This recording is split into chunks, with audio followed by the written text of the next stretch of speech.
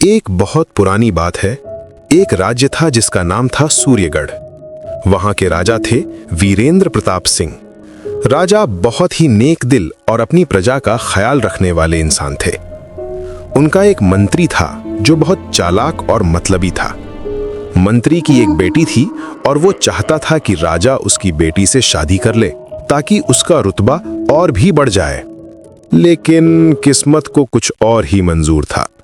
एक दिन राजा वीरेंद्र प्रताप अपने कुछ सैनिकों के साथ जंगल में शिकार खेलने गए। शाम होते होते मौसम अचानक खराब हो गया। तेज हवाएं चलने लगीं, काले बादल घिराए और जोरों की बारिश शुरू हो गई। आंधी तूफान इतना भयानक था कि राजा अपने सैनिकों से बिछड़ गए और जंगल में अकेले भटक गए। रात घिर आई थी और राजा को कुछ समझ नहीं आ रहा था कि वो कहां जाए।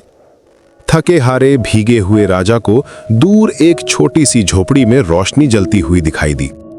वो उम्मीद के साथ उस झोपड़ी की तरफ बढ़े। दरवाजा खटखटाने पर एक बूढ़े आदमी ने दरवाजा खोला। राजा ने कहा, मैं एक मुसाफिर हूं, बाहर मौसम बहुत खराब है, क्या मुझे रात बिताने के लिए यहां थोड़ी जगह मिल सकती है? वो एक लकड़हारे का घर था। वो बूढ़ा लकड़हारा और उसकी पत्नी बहुत ही दयालु थे। उन्होंने राजा को अंदर बुलाया, उन्हें गर्म कपड़े दिए और खाने को जो भी रूखा सूखा था वो परोसा। राजा उनकी मेहमान नवाजी से बहुत खुश हुए। तभी उनकी नजर लकड़हारे की बेटी पर पड़ी। वो बहुत ही सुंदर और सुशील थी। राजा पहली ही नजर में उसे अपना दिल दे बैठे। अगली सुबह जब मौसम साफ हुआ तो राजा ने लकड़हारे और उसकी पत्नी को अपनी असली पहचान बताई। उन्होंने उनकी बेटी का हाथ शादी के लिए मांगा। लकड़हारा तो ये सुनकर हैरान रह गया, लेकिन राजा के प्यार और सम्मान को देखकर वो मना नहीं कर पाया। राजा उस लड़की से शादी करके उसे अपने साथ महल ले आए। ये खबर जब मंत्री तक पहुंची तो वो आग बबूला हो गया। उसे लगा कि एक मामूली लकड़हारे की बेटी ने उसकी बेटी की जगह ले ली है। उसने उसी दिन राजा से बदला लेने की ठान ली। समय बीतता गया। राजा और रानी बहुत खुशी से रह रहे थे। एक साल बाद उनके घर एक प्यारी सी बेटी का जन्म हुआ। पूरा राज्य खुशियां मना रहा था। अगले साल एक और बेटी ने जन्म लिया। अब महल में 2 नन्ही राजकुमारियां थीं, लेकिन मंत्री के दिल में जलन की आग और भी भड़क गई। उसे लगता था कि राजा का कोई बेटा नहीं है और यही सही मौका है अपनी चाल चलने का। उसने राजा के कान भरने शुरू कर दिए। वो कहता, महाराज, राज्य का शासन चलाने के लिए एक वारिस, एक पुत्र का होना बहुत जरूरी है। मेरा सुझाव है कि आप दूसरी शादी कर लें। लेकिन राजा अपनी रानी से बहुत प्यार करते थे और उन्होंने साफ मना कर दिया। जब मंत्री की ये चाल कामयाब नहीं हुई तो उसने एक भयानक साजिश रची। उसने रानी के खाने में धीरे धीरे जहर मिलवाना शुरू कर दिया। कुछ ही महीनों में रानी बीमार रहने लगी और एक दिन उनकी मौत हो गई। राजा अपनी रानी के जाने का गम बर्दाश्त नहीं कर पाए और वो भी कुछ ही समय बाद चल बसे। अब मंत्री के रास्ते का कांटा निकल चुका था। उसने सोचा कि वो दोनों राजकुमारियों को भी मरवा देगा और खुद राजगद्दी पर बैठ जाएगा। लेकिन महल में एक वफादार दासी थी जिसे मंत्री की साजिश की भनक लग गई थी। जैसे ही राजा की मौत हुई, वो दासी दोनों नन्ही राजकुमारियों को लेकर रात के अंधेरे में महल से भाग निकली। वो उन्हें लेकर उसी जंगल में चली गई जहां कभी उनके पिता खो गए थे। उस वफादार दासी ने दोनों राजकुमारियों को अपनी बेटियों की तरह पाला। वो जंगल में ही एक छोटी सी कुटिया बनाकर रहने लगी। उसने राजकुमारियों को कभी ये महसूस नहीं होने दिया कि वो अनाथ है। जब दोनों बहनें बड़ी हो गईं, तो एक दिन उस दासी ने उन्हें उनकी असली पहचान बताई। उसने बताया कि वो सूर्यगढ़ की राजकुमारियां हैं और उनके माँ बाप के साथ क्या हुआ था, ये सारी कहानी भी उसने उन्हें सुना दी।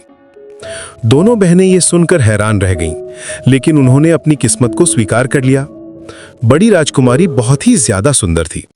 उसकी खूबसूरती के चर्चे आसपास के गांवों तक फैलने लगे। कई साल बाद एक दिन पास के राज्य का एक राजकुमार शिकार खेलते खेलते उसी जंगल में आ पहुंचा। उसकी नजर बड़ी राजकुमारी पर पड़ी और वो उसकी सुंदरता देखकर मोहित हो गया।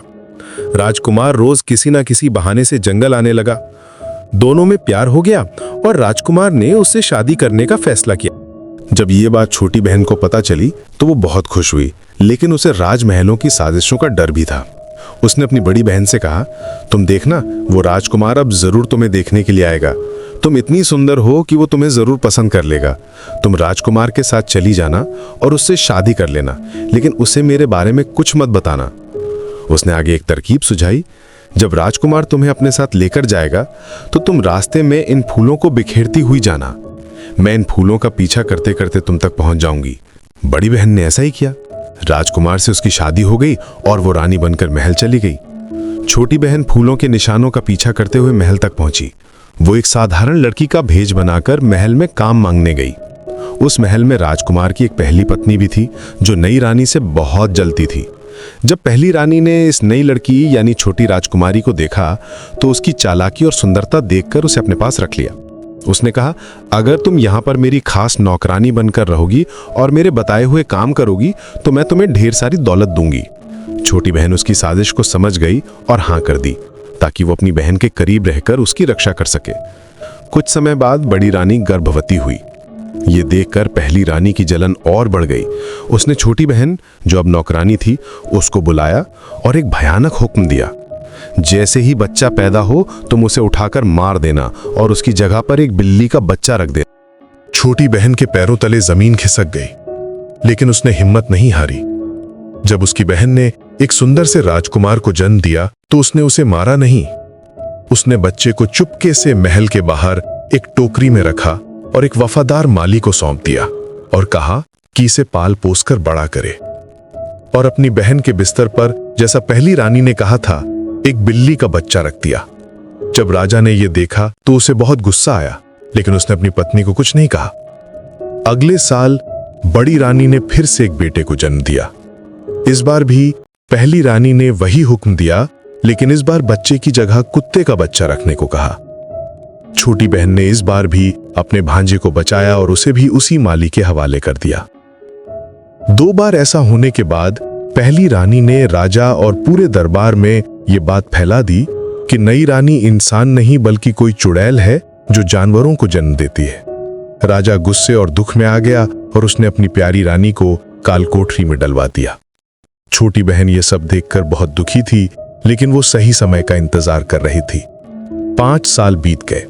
एक दिन राजा अपने मंत्री के साथ उसी जंगल में शिकार खेलने आया जहां उसके दोनों बेटे यानी दोनों राजकुमार अब माली के साथ पल बढ़ रहे थे। राजा को बहुत प्यास लगी। उसने देखा कि 2 बहुत ही सुंदर बच्चे एक लकड़ी के घोड़े के साथ खेल रहे हैं। राजा ने बच्चों से पानी मांगा।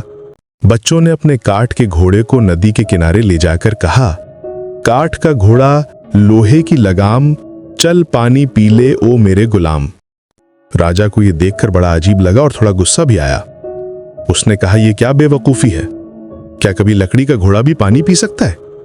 इस पर बड़े लड़के ने बहुत ही मासूमियत से जवाब दिया, महाराज, अगर एक औरत कुत्ते और बिल्ली के बच्चे को जन्म दे सकती है तो एक ना एक दिन ये लकड़ी के घोड़े भी जरूर पानी पिएंगे। ये सुनते ही राजा के होश उड़ गए। उसे लगा कि इन बच्चों की बात में कोई गहरा राज छुपा है। उसने बच्चों से पूछा, तुम्हें ये सब किसने सिखाया? बच्चों ने जवाब दिया, हमारी मौसी ने। तभी झाड़ियों के पीछे से छोटी राजकुमारी बाहर निकली। उसने राजा को प्रणाम किया और कहा, महाराज, आप मुझे नहीं जानते। आप कुछ साल पहले यहां से जिस लड़की को ब्याह कर ले गए थे, मैं उसकी छोटी बहन हूं। मुझे इस बात का अंदेशा था कि राजमहलों में अक्सर साजिशें की जाती हैं और षड्यंत्र रचे जाते हैं, इसीलिए मैं अपनी बहन की रक्षा के लिए भेष बदलकर महल में आ गई थी। फिर उसने पूरी कहानी राजा को सुनाई।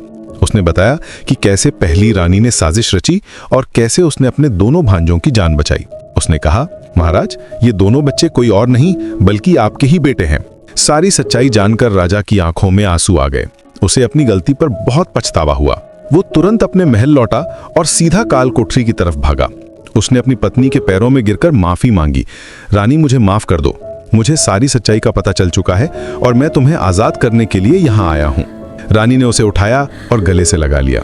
जब पहली रानी को सजा देने की बात आई तो नेक दिल रानी ने कहा, नहीं महाराज, पहली बात तो ये कि गुजरा हुआ समय वापस नहीं आ सकता, और दूसरा ये सब मेरे भाग्य में लिखा हुआ था, इसलिए मैं ऐसे कोई सजा नहीं दूंगी। उसने पहली रानी को माफ कर दिया। राजा अपनी पत्नी के इस बड़प्पन को देखकर और भी प्रभावित हुआ। पूरा परिवार फिर से एक हो गया।